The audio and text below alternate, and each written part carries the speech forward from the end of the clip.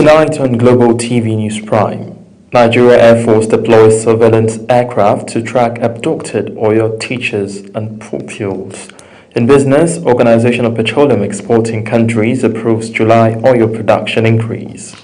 On the foreign scene, political tensions spark clashes in Somalia. In sports, Nigeria's Amuson wins gold, sets new record in Taiwan. Hello and welcome to all our viewers in Nigeria and around the world to News Prime on Global Television, coming to you live from the nation's capital, Abuja. I am Mokhtar Kasem. A quick reminder that Global Television is on DSTV channel 365 and Star Times channel 276. And now the news in details. The Nigerian Air Force has deployed a surveillance aircraft to support efforts to rescue teachers and pupils abducted from Yowoto and Ahoro Esini local government areas in Orire local government area of Oyo State. Oyo State's Governor Seyi Makinde said the aircraft was deployed shortly after the incident was reported and has continued to provide intelligence to security agencies conducting search and rescue operations. The Air Force reaffirmed its commitment to securing the victims' release, while the governor commended the service for its swift response and sustained support.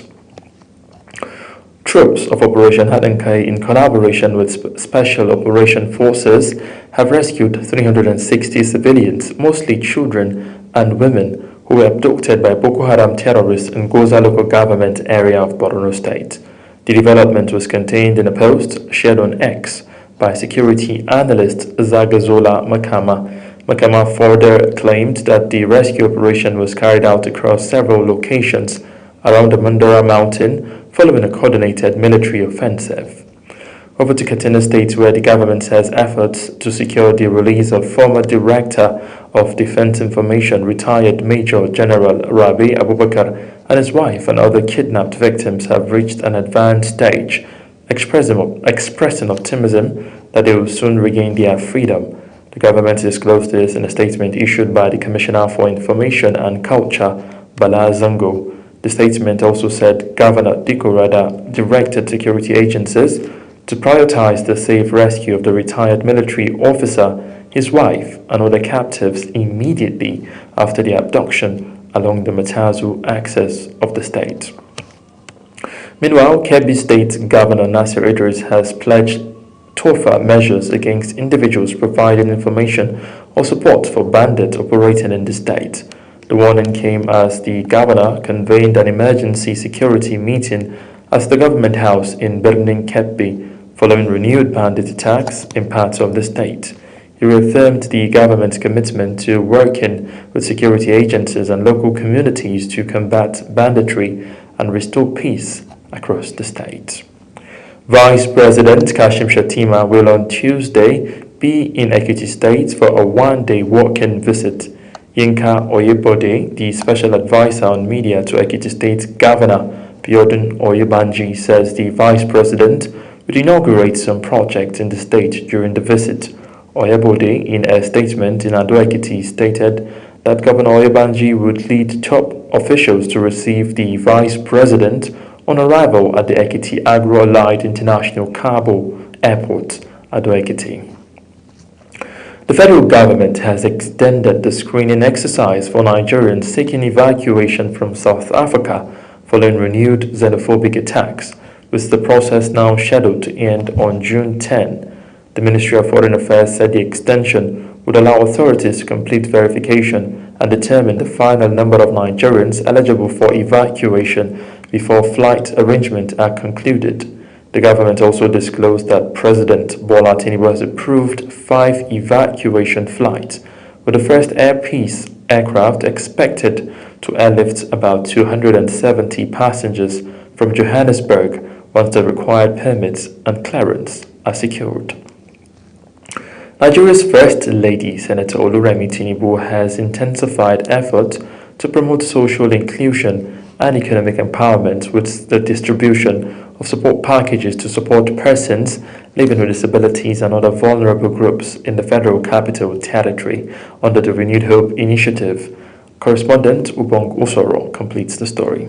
A renewed push for inclusive development took center stage in Karamajiji, Abuja, as hundreds of persons living with disabilities and vulnerable Nigerians converge to benefit from the Renewed Hope Initiative Empowerment Program.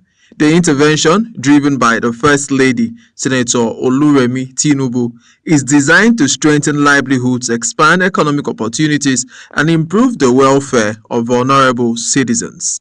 Representing the First Lady, wife of Vice President Nana Shettima, said the initiative underscores the administration's commitment to ensuring that every Nigerian, regardless of physical condition or social status, has access to opportunities for growth and self-reliance. Happy to inform you that today, 1,000 petite riders in Karamajiji community will each receive the sum of 50,000 naira to support and expand their existing businesses.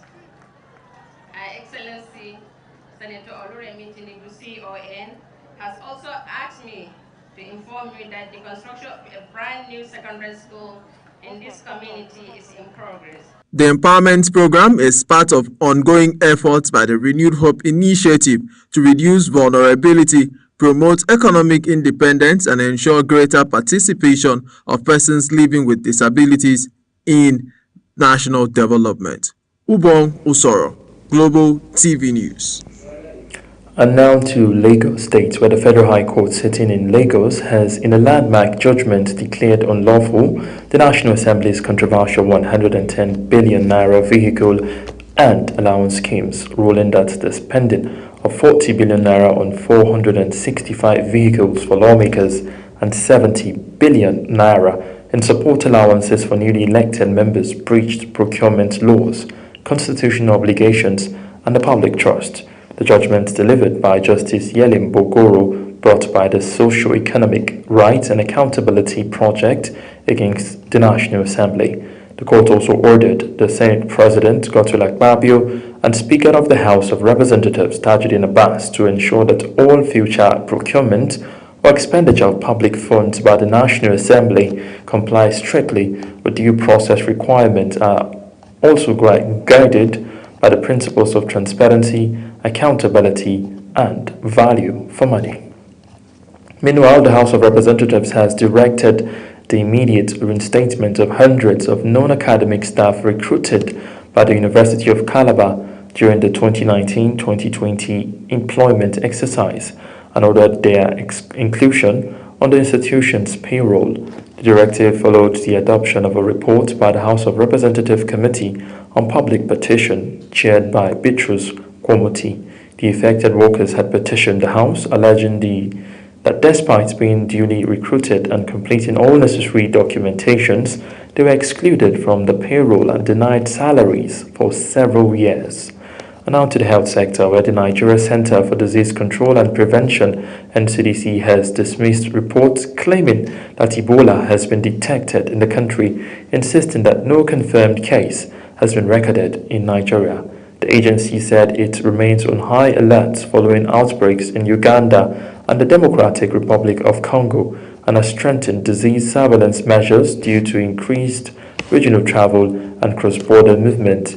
The NCDC urged Nigerians to disregard unverified claims and rely only on its official communication channels for accurate public health information.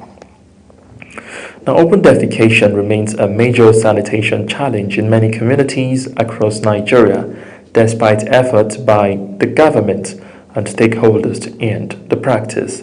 Environmental advocates warn that the habit continues to pose serious public health and environmental risk, particularly in rural communities. Over to Kabir Hassan for details.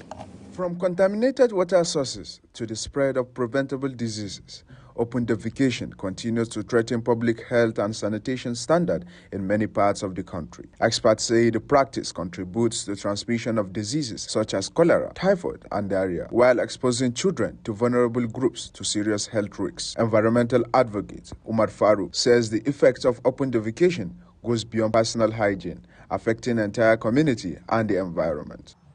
Often defecation remains a serious health concern because it affects food, environment, and the spread of diseases such as cholera, diarrhea, and other infections. and it also threatens children's health and contribute to poor environmental hygiene. Several factors continue to hinder the progress, which includes we have poverty, inadequate access to toilet and sanitation facilities, weak infrastructure also, lack of, let me say, limited awareness or orientation about the health risks associated with open defecation, and also in some rural areas, cultural practices or poor enforcement about the policies of sanitation remains a major challenge. Despite awareness campaign and sanitation programs, several challenges continue to hinder efforts to eradicate open defecation. Among them are inadequate toilet facilities, poverty, rapid pollution growth, weak infrastructure, and limited awareness of the dangers associated to the practice. In some communities, cultural belief and poor enforcement of sanitation regulation have also slowed progress. Government should invest in affordable sanitation infrastructure, stretching hygiene education, support rural communities with toilet constructions program, and also impose sanitation regulations. Citizens, on the other hand, must maintain clean environments, use sanitary toilet facilities, and actively participate in community sanitation programs to promote healthier communities. Stakeholders believe that sustained public awareness, improved access to sanitation facilities, and stronger community participation are essential to achieving a cleaner and healthier environment. As Nigeria continued campaign to end open defecation, advocates say collective action by government, communities, and individuals remain a key to protecting public health and improving sanitation across the country. Kabir Hassan, Global TV News. Experts have identified effective communication as one of the strongest pillars of a successful and lasting marriage. They say while love may attract two people together, understanding, patience, and healthy communication are what keeps relationships stable throughout life's challenges. However, many homes today are battling with emotional distance, frequent misunderstanding, and unresolved conflicts caused by poor communication habits. Sadia Yakubu examines the trend and files in this report. Marriage brings together individuals from different backgrounds, personalities, and expectations. As couples navigate daily responsibilities and life pressures, communication often becomes the bridge that either strengthens or weakens the relationship. Experts say communication goes beyond talking. It involves listening attentively, understanding emotions, expressing feelings respectively, and resolving disagreements peacefully. Marriage counselors maintain that many broken relationships are not caused by lack of love, but lack of understanding and poor communication. Take time to study them. Don't just kind of let it not be that because of outing, because of he spends on you, she makes you feel good, you want to proceed into marriage. Just take your time to study the person. Even as it is said, mathematics we do in school, we have to take time to study it very well before it becomes part and parcel of us. When communication breaks down, minor misunderstandings can quickly escalate into major conflicts. Modern marriages also face increasing pressures from demanding work schedules, financial difficulties, social media distractions, and personality differences. These challenges, experts say, often create tension between couples, especially when difficult conversations are avoided. If you are not honest, there's no how they will trust you. For example, if you've told somebody about something that you want to do, and then at the end of the day you went ahead to do something different, it's going to break that trust. Some partners complain of not being heard or appreciated, while others withdraw completely during disagreement. Relationship experts warn that shouting, insults, prolonged silence, or poor listening habits can gradually destroy marriages over time. I must give it to endurance and dedication. Why I say that is that love is continuity. It is a continuous act. Love is beyond sexual satisfaction, facial attraction, body posture. Love is about a bond that keeps two parties together as one. Experts recommend several healthy habits for couples, including listening without interrupting, speaking respectfully during disagreements, being honest about feelings, avoiding blame, and spending quality time together regularly. They also encourage couples to learn forgiveness, apologize when necessary, and discuss sensitive issues calmly and privately. In an age filled with distractions and pressure, experts believe couples who learn to listen, understand and communicate with love are more likely to build stronger and lasting relationships. Communication, they say, is not just about words, but about connection, respect and partnership. Sadia Kubu, Global TV News. You're watching the live broadcast of News Prime. News Prime continues after this weather forecast plus business, foreign and sports stories on the other side of this break. Please stay with us. Hello and welcome.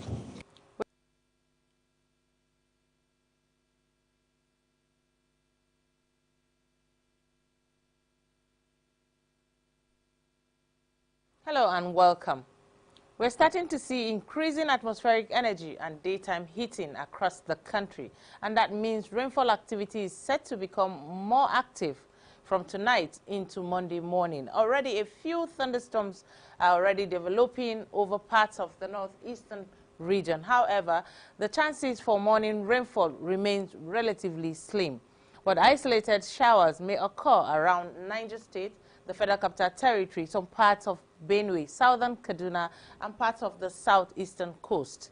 The flash point, however, comes later in the day during the afternoon and evening hours. Conditions become more favorable for thunderstorms development. Moderate rainfall and thunderstorms are expected across many parts of the south, the north-central region, including the northern states. This will affect parts of Kaduna, Gombe, Bauchi, some parts of Adamawa and Taraba. We advise residents to keep an eye on the sky and stay updated with local weather information, as thunderstorms may lead to brief periods of poor visibility and slippery roads. Thank you for watching. I remain Joyce Ogunleye.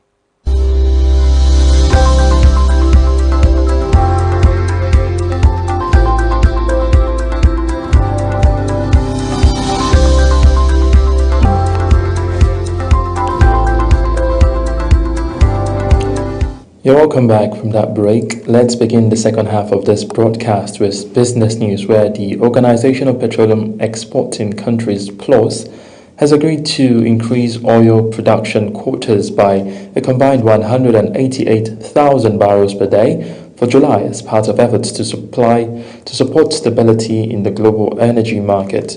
And the decision was reached during a virtual meeting involving key production players, including Saudi Arabia, Russia, Iraq, Kuwait, Kazakhstan, Algeria, and Oman, despite ongoing tensions in the Middle East.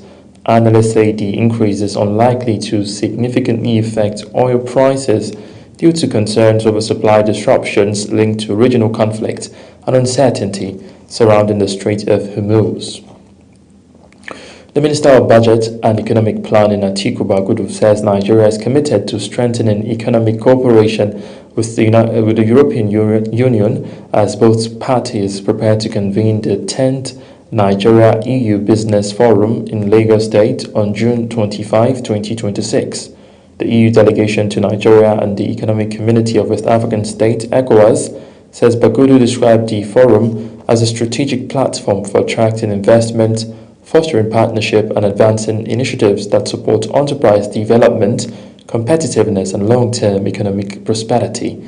The 10th edition of the Nigeria-EU Business Forum is expected to bring together senior government officials, investors, development partners and business leaders from Nigeria and Europe to explore opportunities for expanding trade and investment relations. And now to the foreign scene, where political tensions in Somalia have escalated after clashes between government forces and opposition-aligned fighters rocked the capital of Mogadishu, raising concerns over the country's stability. Kabir Hassan has more.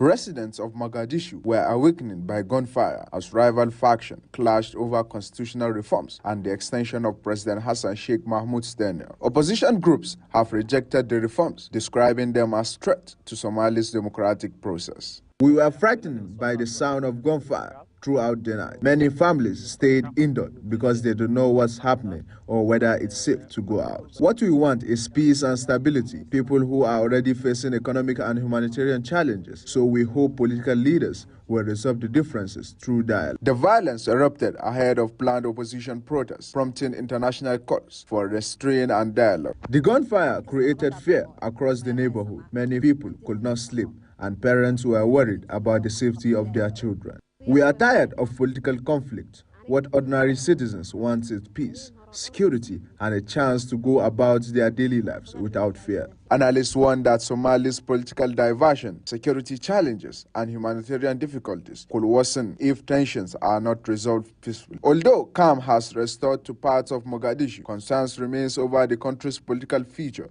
as stakeholders continue to call for a dialogue. Kabir Hassan, Global TV News.